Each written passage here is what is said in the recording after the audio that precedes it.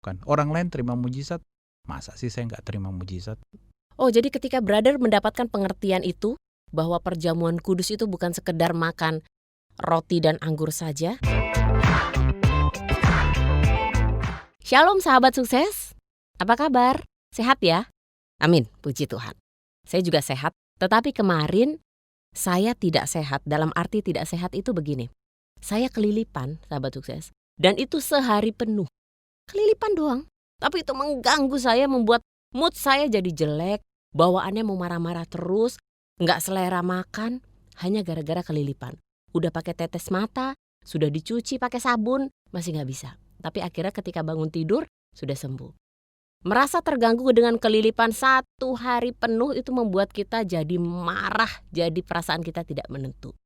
Bagaimana jika kita mengalami penyakit selama bertahun-tahun? Apa kamu marah-marah juga? Pasti. Menyerah mencari di mana kau Tuhan? Pasti. Seperti halnya yang dialami oleh brother saya yang hari ini sudah hadir ke studio Simfoni FM. Shalom, Evangelis Etiastan. Apa kabar, my bro? Shalom, baik. Sehat Luar ya? biasa. Sehat. Kelihatan. Oke, sekarang sehat. Tetapi ternyata saya baru tahu orang yang sekekar ini gitu ya, pernah sakit bertahun-tahun loh sahabat sukses. Dan itu tidak terlihat. Jadi walaupun sakit tetap gemuk juga ya. Tetap lincah juga. Apalagi kalau ada trouble di ibadah, larinya dari ujung sana ke ujung sini. Ternyata pernah menderita sakit penyakit selama berapa tahun, brother? 2015 kurang 2002, 13 tahun ya. 13 tahun. 13 tahun. Oke. Pintar. Lama ya itu ya. 13 tahun. Saya yang 1 hari kelilipan itu aja kemarin bawaannya mau marah-marah betulan loh. Udah pernah kelilipan seharian? Belum pernah kan. Biasa ditetes mata hilang ya. Ini enggak. Ini selama 13 tahun. Kelilipan juga? Enggak. Oh bukan. Sakit apa itu? Kok lama sekali nggak sembuh-sembuh? Ini ngomongnya agak malu juga. Tapi ya udahlah diceritain aja deh. Udah biasa juga malu-maluin. Iya, apa itu sakit apa? Nama kerennya adalah anal fistula. Anal fistula, keren. Nama kerennya. Nama yang dikenal? Pembengkakan di daerah dubur. Oh, bisul. Semacam itu.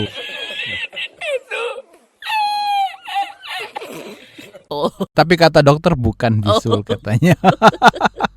Bengkak ya. Selama 13 tahun. Bisa duduk, bro? Enggak juga. Maksudnya enggak 13 tahun itu enggak continue 13 tahun. Jadi ada dalam jangka-jangka waktu tertentu. Datang. Kambuh. Pergi. Datang. Kau datang dan pergi sesuka hatimu. Itulah penyakit ya. Suka-suka aja selama 13 tahun.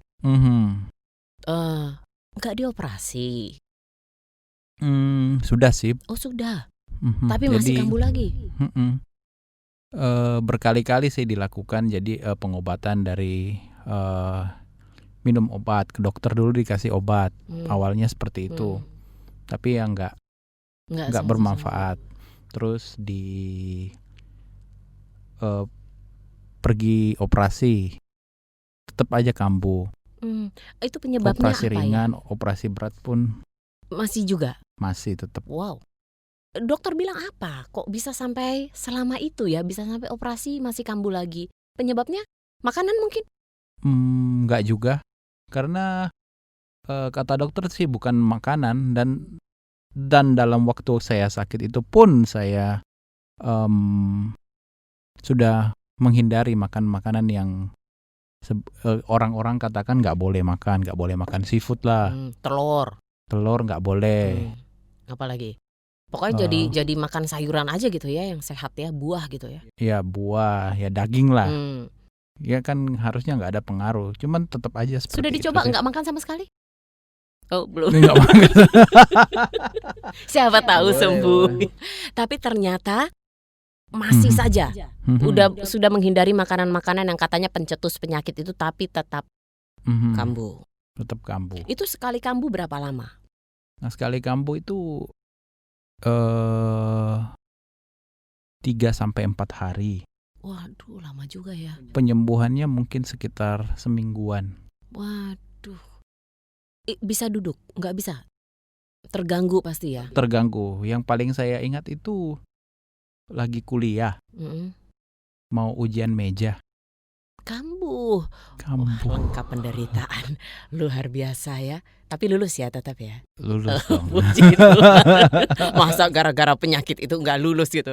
Itu besar ya, brother? Ya lumayan. Oke. Dan apa yang dirasakan oleh tubuh kalau penyakit itu lagi kambuh? Ya yang nggak enak ya demam. Oh, pakai ada demamnya. Demam. Terus ya itu nggak bisa duduk kan, jadi ya rasanya aneh aja. Berarti dari masih single Yep. sampai menikah pun masih ada itu penyakit? Iya. Oke. Terus ke dokter nggak mempan? Sudah pakai obat-obatan herbal juga? Sudah nggak mempan. Lalu apa yang ada di benakmu? Pakai iman. Us. Pakai iman, saya doa terus, doa. Keren. Sampai naik menara doa dan lain sebagainya. Terus tetap sakit. Sampai kadang saya hopeless, ya udahlah. Nggak usah ke menara doa lah. Nggak usah doa gitu. Enggak. Maksudnya ya udahlah, mau sakit lah. Oh, akhirnya pada titik seperti itu sudah berjuang penuh sampai ke doa, ke menara doa puasa, menghindari makanan yang pencetus, masih tetap. Lalu apa yang terjadi di saat titik tahun 2015 disembuhkan? Nah, waktu itu kan ada pengajaran dari Pastor Yusa mengenai perjamuan kudus. Nah, yang selama ini kan kita terima perjamuan kudus kan kita taunya adalah itu memperingati korban Yesus. Tubuh dan darah Yesus. Iya. Jadi kita peringati korban Yesus yang sudah menebus dosa-dosa kita. Sampai itu saja titik. Nah, sampai suatu saat dijelaskan bahwa perjamuan kudus kan ada 2. Yang satu adalah roti, yang satunya adalah anggur. Nah, roti itu setelah dijelaskan dan saya baca sendiri, roti itu merupakan lambang dari tubuh Kristus. Nah, Tuhan Yesus sendiri bilang di firman Tuhan sendiri dikatakan bahwa oleh bilur-bilurnya kita sudah disembuhkan. Amin. Bilur bagian dari tubuh Yesus itu yang dicabik-cabik. Yeah. Dan itu kita sudah disembuhkan. Nah, dalam 1 Korintus 11 ayat 25 dikatakan tentang perjamuan kudus. Di situ dikisahkan tentang perjamuan kudus. Di situ diceritakan bahwa Paulus menegur bahwa jangan sembarangan mengambil perjamuan kudus. Karena oleh sebab itu kita sakit. Bahkan ada yang mati, ada yang meninggal pada waktu itu. Itu dampaknya kalau kita sembarangan mengambil perjamuan kudus. Loh, kok serem ya? Nah, dari hal itu kan akhirnya banyak orang menyimpulkan bahwa berarti yang menerima perjamuan kudus itu tidak boleh sembarangan. Mungkin ada aturan-aturannya. Waktu saya kecil saya dikasih tahu nggak boleh ambil perjamuan kudus kalau belum dibaptis. Loh, kalau di bawah 17 tahun juga nggak boleh? Iya, katanya seperti itu ya. Kalau saya dulu begitu. Nah, padahal ternyata tidak seperti itu. Nah, yang saya baca adalah ada jawaban dari ayat sebelumnya itu. Jadi kan dibilang nggak boleh asal mengambil, kalau sembarangan bisa mati dan lain sebagainya. Kenapa dikatakan? Kenapa Paulus berkata begitu? Karena jawabannya adalah begini: ketika mereka makan dengan tidak berasa apa-apa, tidak mengimani bahwa itu adalah tubuh Kristus. Itu adalah benar-benar darah Kristus. Jadi waktu mereka makan ya asal aja begitu. Mungkin nggak ada makanan di rumah jadi ikut perjamuan di Oh ya ampun, supaya itu kenyang gitu ya. Dianggap sebagai rutinitas juga bisa kali ya, brother ya. Pastor menyuruh kita akhirnya perjamuan. Jemaat semua melakukan, kita juga melakukan. Jadi tidak memakai iman dalam memakan anggur dan roti itu ya. Jadi dikatakan di ayat itu adalah kita harus percaya ketika apa yang menjadi dasarnya kita makan perjamuan kudus itu, kita percaya bahwa kalau roti itu adalah betul-betul tubuh Tuhan, dan anggur itu betul-betul adalah darah Tuhan yang telah dicurahkan bagi kita.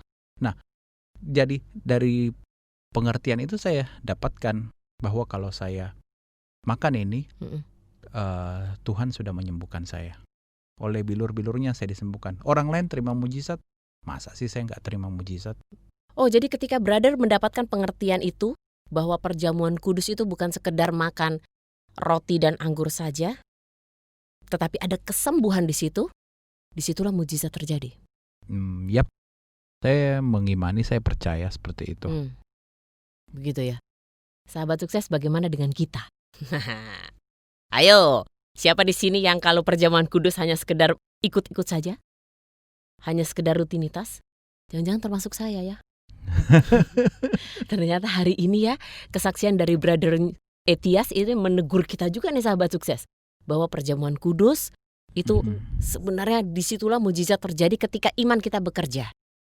Bahwa tubuh Kristus sudah menyembuhkan segala sakit penyakit, dan darah Yesus yang menyucikan setiap dosa-dosa kita. Begitu ya, brother?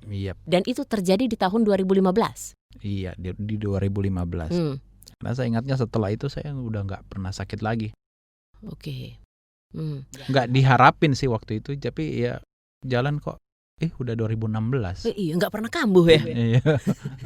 Nggak pernah demam lagi gitu ya. Oke. Nggak pernah ke dokter lagi? Nggak pernah sih, karena setelah saya operasi itu kambuh lagi beberapa kali. Saya bilang ya udahlah, nggak usah ke dokter deh. Doa aja waktu itu, doa, tapi ya tetap dijalanilah. Oke, betapa dahsyatnya itu ya, iman kita bekerja. Brother Nyong melalui perjamuan kudus menerima mujizat sahabat sukses. Dan ini juga bisa terjadi pada saya dan juga kepada sahabat sukses. Bagaimana dengan keluarga? Dampak dari perjamuan kudus ini, apakah juga brother merasakan untuk keluarga? Dampaknya sih ada banget. Ketika kita mulai pandemi ini di akhir Maret ya. Nah, di gereja kita kan ada program tuh 21 hari menyambut Paskah. Iya. Yang kita disuruh perjamuan kudus tuh tiap hari. Iya, betul. Nah, saya kan dengan keluarga ikut juga. Iya. Jadi setiap hari kami perjamuan kudus. Dan puji Tuhan yang kami alami adalah anak saya 2 orang itu nggak pernah sakit sama sekali semenjak dari awal pandemi itu sampai sekarang. Sebelumnya? Sebelumnya kan yang namanya anak kecil ya sering batuk, flu. Sebulan bisa 2 kali pilek gitu ya. Ternyata ketika pandemi justru sampai sekarang tidak pernah sakit. Wow, keren. Brothernya juga selama pandemi tambah gemuk ya kayaknya. Tambah sehat gitu ya. Haleluya. Bukan karena perjamuan kudus juga ya? Nah, bukan. Itu karena nanti sahabat sukses malah takut gitu ya. Itu karena apa tadi? Selesaikan dong. Ya, itu karena makannya berlebihan. Oke, baik. Gak usah malu-malu gitu ngomongnya. Baik sahabat sukses. Kita hari ini sepertinya bercanda, tapi di hari ini kita mendapatkan pengertian bahwa mujizat tetap ada, bahkan melalui perjamuan kudus ketika kita mengimani itu. Begitu ya, Brother Nyong ya. Apa pesan yang ingin Anda sampaikan untuk sahabat sukses hari ini? Saya sharing dikit ya. Manusia kan jatuh, tertulis di Bible itu karena salah makan. Dan di Bible kita tentang makanan ini sangat banyak diceritakan. Ketika di kitab Imamat ada makanan-makanan yang boleh dimakan, ada makanan-makanan yang tidak boleh dimakan. Nah, ketika Esau kehilangan hak keseluruhannya hanya karena makanan. Terus yang terkenal Mazmur 23, Tuhan adalah gembalaku. Di ayat-ayat selanjutnya kan tertulis bahwa Ia menyediakan hidangan bagiku di depan lawan-lawanku, makanan lah gitu. Terus ketika Tuhan Yesus ada di bumi, mujizat pertama kali dilakukan di perjamuan kawin di Kana, acara makan-makan lagi tuh. Nah terus kemudian ketika dia ketemu dengan Sakeus, dia berkata, aku mau datang ke rumahmu dan bersama-sama dengan engkau makan-makan lagi di sana. Ketika Yesus, endingnya ini ketika dia hampir disalibkan, terjadi suatu peristiwa yang sangat terkenal, yaitu The Last Supper, perjamuan malam terakhir. Nah disitulah dia memberikan solusi ini. Jadi Bapa memberikan solusi kepada kita, yaitu ketika manusia jatuh dalam dosa gara-gara makan buah yang terlarang, dan ketika solusi yang diberikan Bapa adalah melalui makan tubuh dan darah Yesus. Dan ketika kita makan roti, minum anggur, kita percaya bahwa yang diuji itu bukan apakah kita layak atau tidak, apakah kita dosa atau tidak, apakah sebelum kita makan perjamuan ini kita berbuat dosa. Kalau kita berbuat dosa kita tidak layak, bukan itu yang diuji. Tapi yang ditulis dari di 1 Korintus 11, 1 Korintus 11 maksud saya, itu adalah yang diuji adalah apakah kita percaya bahwa roti ini adalah betul-betul tubuh Tuhan. Kalau kita percaya ini roti adalah tubuh Tuhan, itu akan menyembuhkan kita. Kalau kita percaya bahwa anggur yang kita minum itu adalah darah dari Yesus Kristus, maka itu yang kita percaya dia sudah mengampuni dosa-dosa kita. Dan ketika kita percaya itu, saya yakin dan percaya sih, mujizat pasti terjadi dalam kehidupan kita. Amin. Amin. Sahabat sukses, ketika Anda saat ini mungkin dalam kondisi sakit, keuangan Anda tidak menentu, keluarga Anda sedang berantakan, dengan iman, lakukan perjamuan kudus, tapi percaya. Jangan gara-gara Brother Nyong perjamuan kudus disembuhkan dari bisul. Bisul, apa tadi nama kerennya? Anal fistula. Itu. Terus Anda ikut-ikutan? Enggak. Tapi di sini kita diberikan pengertian. Perjamuan kudus itu bisa terjadi atau mendatangkan mujizat jika kita percaya Tuhan Yesus yang menyembuhkan melalui tubuh dan darahnya. Dan itu jelas tertulis di firman. Wow. Ini bukan hanya kesaksian loh sahabat sukses ya. Sakit selama 13 tahun disembuhkan. Tetapi terima kasih loh Brother Nyong ya. Kami jadi mendapatkan pengertian juga. Gitu. Puji Tuhan. Harus sering-sering nih berarti ya datang ke sini ya untuk sharing ya ke sahabat sukses. Baik, kalau begitu ada yang mau disampaikan lagi ke sahabat sukses? Oke. Saya mau kasih encouragement kepada saudara dimanapun saudara berada, bahwa jangan pernah ragu akan kuasa Tuhan. Tuhan Yesus sanggup menyembuhkan sakit penyakit yang saudara alami saat ini. Kalau saudara sedang sakit, percayalah bahwa Tuhan Yesus, kuasa Tuhan Yesus itu tidak kurang untuk menyembuhkan saudara. Mulai ambil perjamuan kudus, percaya bahwa itu adalah tubuh dan darah Yesus sendiri, engkau pasti disembuhkan. Mujizat Tuhan pasti tersedia bagi orang yang percaya kepadanya. Dan Tuhan tidak pernah gagal dalam menyembuhkan kita. Percaya, katakan amin. Amin. Amin. Baik.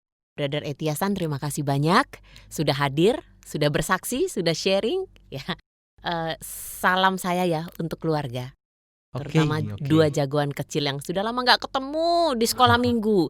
Biasanya ketemu terus. Terima kasih, Tuhan Yesus memberkati. Sahabat sukses, demikian YHS Radio Podcast hari ini. Ikuti terus program ini di episode-episode berikutnya. Saya Lily Tobing, Yeshua HaMashiach, bless you.